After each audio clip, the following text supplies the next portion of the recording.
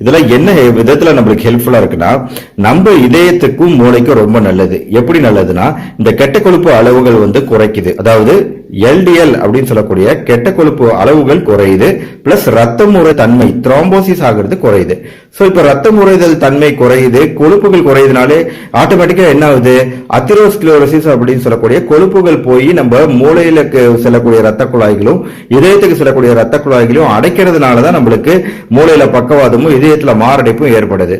அதனால மாரடைப்புல இருந்தும் பக்கவாதத்துல இருந்தும் நம்ம பாதுகாக்கப்படுறோம். சோ எதனால இது நடக்குதுன்னா, இந்த தக்காளி இருக்கக்கூடிய இந்த கெமிக்கல்கள். அதே மாதிரி புற்றுநோய் பொறுத்த வரைக்கும் இந்த புரோஸ்டேட் புற்றுநோய் அப்படின்னு ஆண்களுக்கு குறிப்பா வரும். இந்த புரோஸ்டேட் கேன்சர் வராம தடுக்கிறதுல இந்த தக்காளிக்கு ஒரு குறிப்பிட்ட பங்கு உண்டு. பிளஸ் நுரையீரல் லங் கேன்சர் வரதை தடுக்கிறதுலயும் தக்காளிக்கு ஒரு நல்ல பங்கு உண்டு. அப்புறம் நம்ம தோள்களை ஆரோக்கியமா வச்சுக்கிறதுலயும் தக்காளிக்கு ஒரு மிகப்பெரிய பங்கு உண்டு. இது ஆராய்ச்சிகள் மூலமா தெரியும்.